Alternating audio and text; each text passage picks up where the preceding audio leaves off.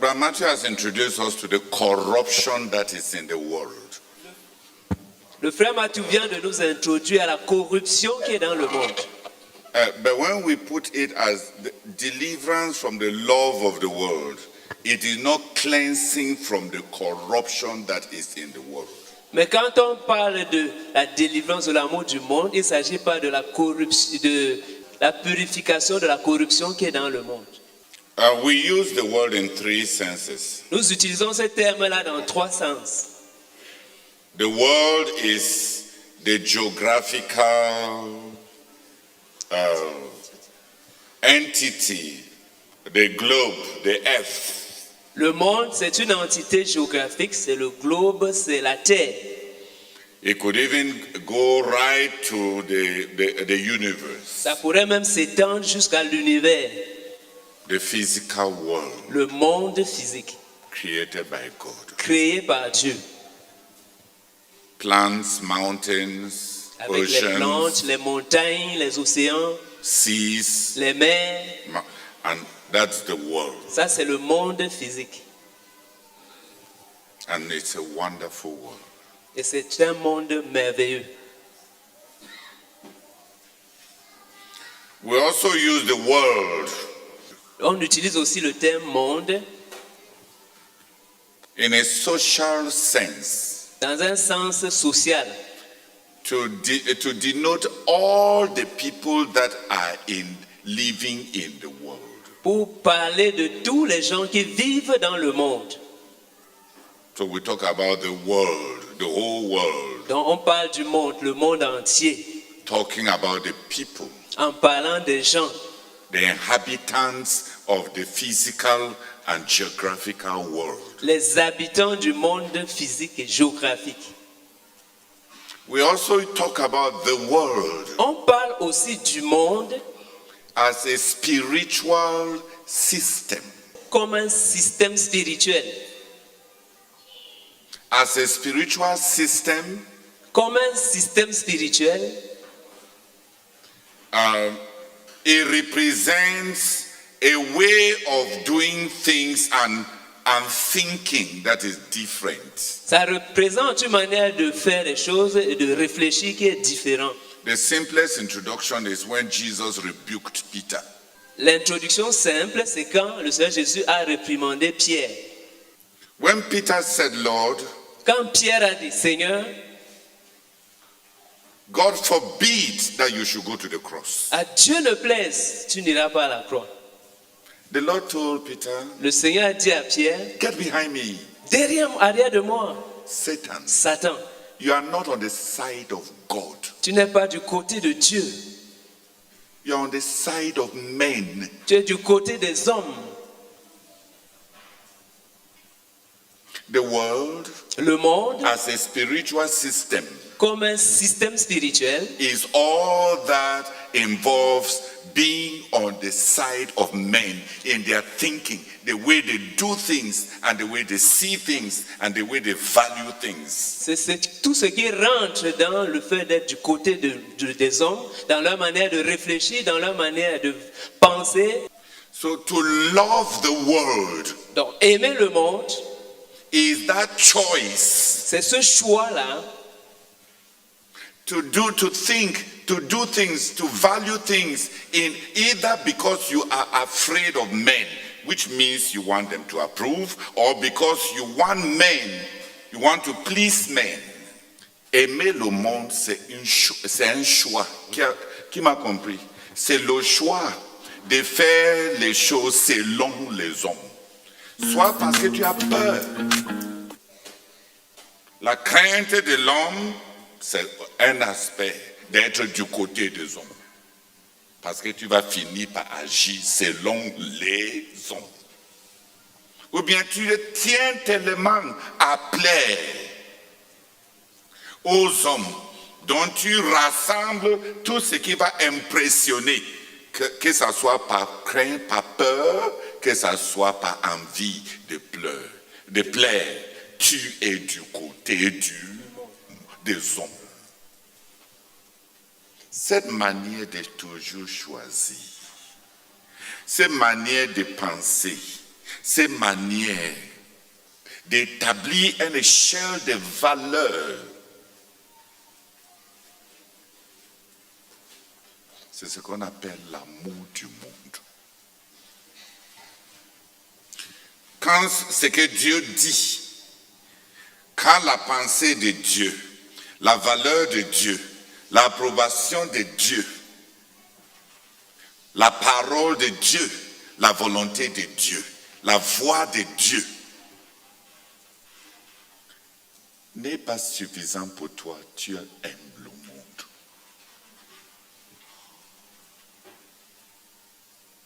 Est-ce que j'ai rendu ça un peu plus concevable?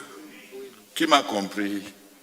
Donc quand tu es une femme en Afrique et tu n'es pas mariée, et ce n'est pas même parce que ton corps brûle, mais parce que les autres te voient comme s'il y a quelque chose qui ne va pas avec toi parce que tu n'es pas marié. Et ça te dérange. Ce n'est pas le fait d'être marié qui est mondain, mais que tu es dérangé parce que tu n'es pas marié à cause de ce que les gens pensent. Tu aimes le monde. C'est pour ça que le monde est glissant. Parce que derrière même les besoins très légitimes, il peut avoir l'esprit et l'amour du monde. Est-ce qu'il y a quelque chose de mauvais à se marier? Tant que c'est pour rencontrer un besoin. Mais quand il s'agit de paraître comme toutes les autres femmes qui ont réussi, tu aimes le monde. Si on est dérangé parce qu'on n'est pas marié, à cause de la manière dont on paraît aux yeux des autres, ou bien on est tellement fier du mari qu'on n'aime même pas vraiment. Quand on est avec les autres femmes, on est fier du fait qu'on est marié, parce que ça nous met dans un statut de... on est même fier d'être marié, mais même avec un mari là qu'on n'aime même vraiment pas. Qui m'a compris? Mais quand on est parmi les autres, il ne faut pas me parler comme ça, parce que je suis une femme. Tu aimes le monde. La valeur que tu tires de cette perception selon les hommes, qui commence à comprendre. Donc le monde est un système et une entité glissante. Mais la meilleure façon de commencer à saisir, donc l'amour du monde, c'est quelque chose qui doit être, c'est comme les couches d'oignons. Parce qu'il y a le monde d'abord dans ta famille, le monde des traditions et des coutumes, le monde des mœurs sociales, le monde des valeurs sociales, le monde des grandes tendances, le monde c'est les tendances, ce qui est tendancieux parmi les hommes. Mais le monde là est grossier, on dit grossier, grossier. Oui, ça c'est le monde grossier. Parce qu'on a affaire avec un système qui est évidemment contre Dieu. Mais l'amour du monde est plus subtil quand dans l'église, on viole sa conscience. Parce qu'on veut projeter une fausse impression pour plaire aux dirigeants. Au fond, on ne connaît même pas ce que Dieu veut. Mais on projette parce qu'on veut être à l'abri de blâme. D'être blâmé. Tu aimes le monde. Qui commence à comprendre? Tu aimes le monde. Les lâchetés qui ne révèlent pas la vérité de conscience. On peut être éduqué. Le fait d'avoir quelque chose dans ta conscience ne veut pas dire que tu as raison. Mais si au moins tu es vrai, on peut t'enseigner, on peut te corriger. Et tu agis avec conviction. Mais masquer ça et faire semblant de plaire. Quand à l'intérieur, tu n'es pas convaincu, ça va te rattraper. Parce que tu n'es même pas en train de suivre la personne que tu prétends vouloir plaire. Tu es dans les griffes de l'amour du monde.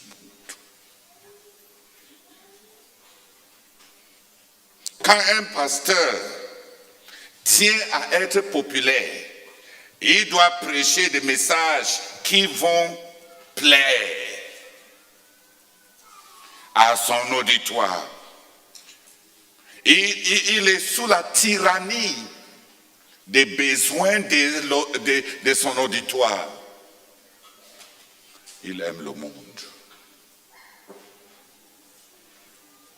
Est-ce que Dieu n'a pas sa volonté? Est-ce que ce ne sont pas le peuple de Dieu? Est-ce que Dieu n'a pas ce qu'il veut dire à son peuple? Quand on devient des esclaves pour plaire aux hommes. C'est pour ça que je dis dehors, c'est l'amour, c'est le monde grossier, les grandes tendances, une jeune fille qui veut porter des jupes courtes. Regardez la longueur des jupes. Il n'y a aucune longueur qui est venue du ciel. Vous me comprenez? Les longueurs des jupes là, il n'y a pas une longueur standard qui vient du ciel. Si tu as rencontré le Seigneur éternel couturier, qui t'a donné les mesures de sanctification, viens nous dire. Mais ce n'est pas question d'être décent. Cette envie simplement de porter ce qui cadre avec les autres. Ce n'est pas ta jupe qui est mondaine, c'est toi qui aimes le monde. Qui a compris la différence? Les jupes ne sont jamais mondaines. Il n'y a pas une jupe mondaine et une jupe spirituelle. Les jupes ne sont ni mondaines ni spirituelles. Mais les gens qui aiment le monde prennent, affichent, se vêtir des jupes en vue de conformer à certaines tendances ou bien à certaines attentes ou bien à certains... Ils n'ont pas une philosophie de plaire à Dieu, d'être décent selon Dieu. Donc, que tu achètes tes jupes qui sont sur ton ventre ou bien les jupes qui descendent jusqu'à tes pieds, ce n'est pas les jupes qui sont mondaines ou non mondaines. Mais pourquoi tu as acheté telle jupe?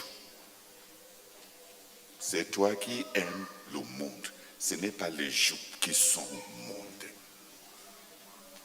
Que quelqu'un coiffe toute sa tête, ou bien que quelqu'un laisse les cheveux qui ne sont pas peints, il est sale. Quant à son hygiène, c'est à redire. Mais le pourquoi il a choisi ces coiffures-là. Il aime le monde.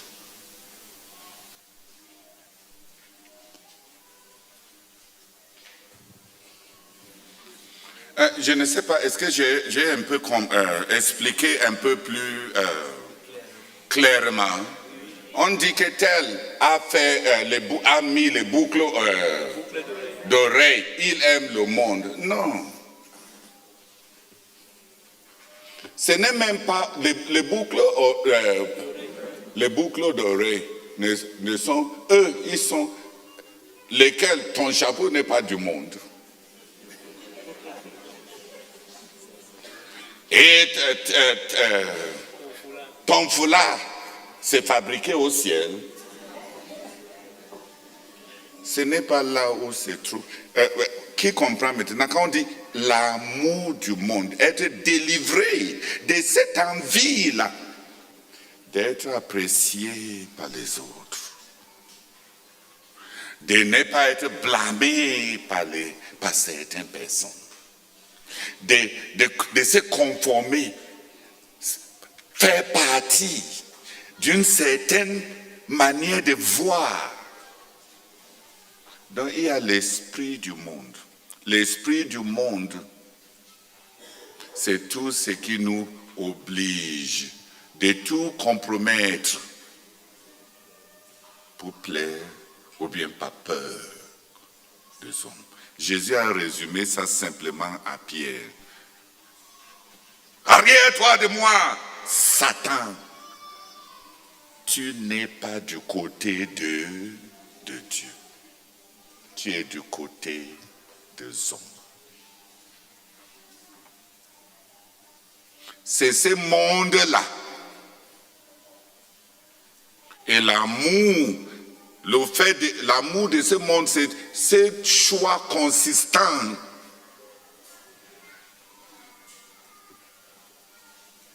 C'est de ça qu'on a besoin d'être délivré pour qu'on puisse commencer à être du côté de Dieu. Les voitures ne sont ni mondaines, ni spirituelles. Acheter une voiture parce que tu veux montrer que tu es arrivé, parce que ça cadre avec ce que tu crois mériter à ce niveau de ta vie. Selon qui? Et Jésus avait quelle voiture? Mais de l'autre extrême, c'est juste que l'autre extrême, on n'en parle pas beaucoup parce qu'il n'y a même pas beaucoup de gens qui pratiquent ce autre extrême dans l'amour du monde. Avoir la possibilité de gagner le temps avec une voiture dont tu peux te permettre et choisir de marcher à pied parce que tu veux bâtir une réputation de spiritualité. J'ai dit, on ne prêche même pas l'autre là parce qu'il n'y a même pas beaucoup beaucoup de gens dans ces catégories de l'amour du monde. S'il y avait même beaucoup dans ces catégories-là, on allait prêcher ça contre cela avec zèle. Mais avoir la possibilité de rendre plus aisées les choses par les moyens sans détourner l'attention et attirer l'attention des gens à ta réputation spirituelle parce que tu tiens à écarter cela pour bâtir le fait que tu n'es pas, que tu es vraiment super spirituel. Pour qu'on te vénère pour ta spiritualité, tu es mondain. Tu aimes le monde. Mais comme j'ai dit, on ne va pas prêcher l'autre là, parce qu'il y a même combien de personnes qui veulent commettre cet autre péché-là, de cet autre extrême de l'amour du monde. L'église n'a même pas beaucoup de gens qui sont tellement saints que quelqu'un qui décide d'être hyper monastique va même être applaudi. L'église aujourd'hui n'applaudit même pas les moines. Vrai ou faux? Donc si tu cherches même à être moine parce que tu veux être apprécié, vraiment, tu es mal tombé. Qui va même applaudir pour toi? Peut-être c'est les... non. Qui a compris un peu? Le Seigneur a mis ça simplement. Tu ne veux pas que je prenne la croix, bien que c'est la volonté de Dieu. Tu ne veux pas que je meure, bien que ça va accomplir les desseins de Dieu. Tu veux épargner ma vie, parce que pour toi, la mort ne peut être quelque chose de négatif, parce que tout le monde a peur de la mort. tu es du côté des hommes. Si un croyant venait pour nous dire que le Seigneur l'a promu, qu'il a fini sa tâche, parce qu'il a touché le cœur de Dieu et le Seigneur veut qu'il aille avec lui, là, et que le Seigneur lui a dit qu'il va faire un petit accident et il va l'amener au ciel. On va dire que c'est un démon qui lui a parlé.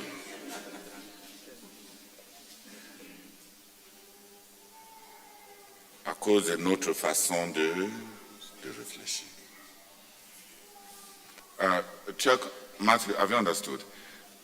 Les souillures du monde qui tombent sur nous, les valeurs, on est tellement choqué par le fait, par la télévision, la pornographie, la nudité, de sorte qu'on n'ait plus la capacité d'être choqué à nouveau par ce qui est dehors là, parce que tout autour de nous est tellement habitué. C'est de ça que Matthieu parle. C'est la corruption du monde. On peut devenir tellement habitué au fait que tout le monde est égoïste. Tout le monde parle et militante par rapport à ce qu'il veut. De sorte qu'être un peu humble maintenant est démodé.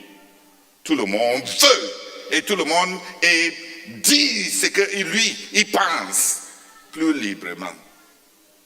Et ça nous affecte. Moi aussi, je vais aussi être égoïste. Ça, c'est les corruptions du monde. Et l'autre là est corrigé, comme Matthieu était en train de dire. Dans l'Ancien Testament, il y avait la mer des reins. Quand tu venais du dehors, tu devais faire les ablutions pour enlever la contamination que tu as ramassée dans ton contact avec le monde. Ça, c'est la corruption du monde. Sur nos esprits, sur nos émotions, sur nos valeurs, et ça oppresse. Et ça salit. Tu peux être tellement parmi un peuple qui ricane, qui font des plaisanteries grossières. Et on dit ricaner, non? Oui, qui ricane.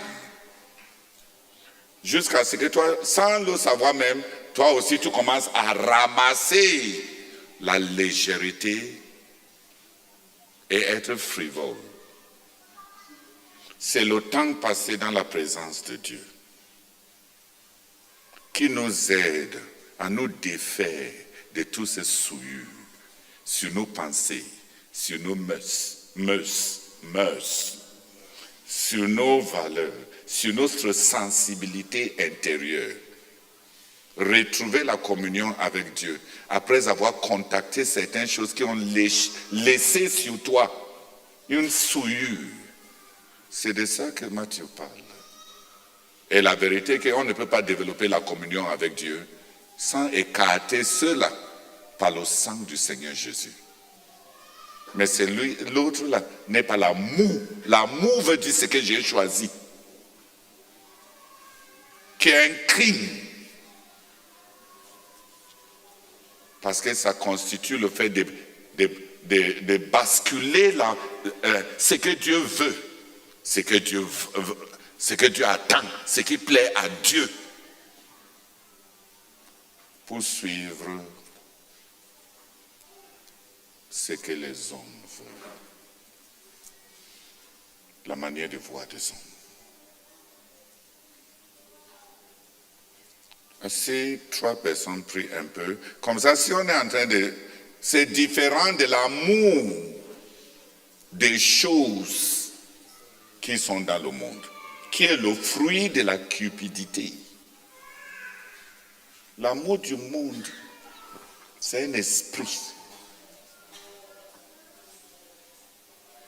C'est une tendance à prendre le côté, la manière de voir, l'interprétation, les valeurs des hommes.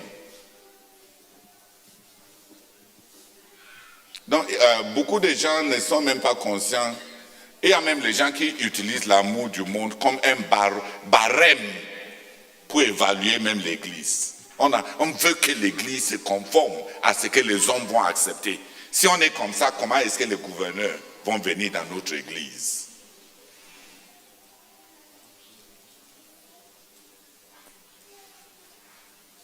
Vous me comprenez? Si on fait comme ça, est-ce qu'on va gagner les présidents? Qui veut gagner le président? On veut gagner les âmes. Donc même cette manière de réfléchir est tellement insidieux que maintenant il y a des gens qui vantent ça et qui veulent même imposer ça sur l'Église. Et ça a l'air logique.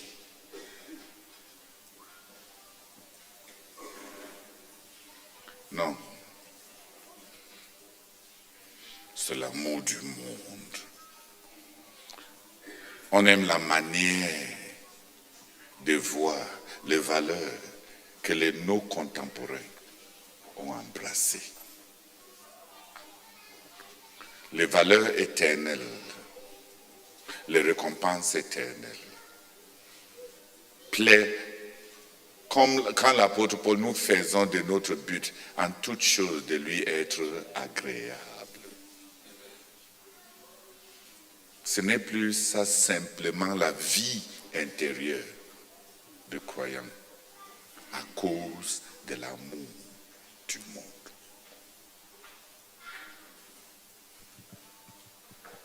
Si vous priez un peu pour que ça soit clair pour nous, parce qu'on utilise beaucoup de jargons qui n'ont vraiment plus un sens. C'est pour ça que même notre expérience est défectueuse, parce qu'on n'a même pas délivrant de l'amour, de tout amour du monde. Et ça n'a pas... On prie juste. Et derrière ça, il n'y a que les femmes qui aiment le monde. Parce qu'il n'y a que eux qui portent les boucles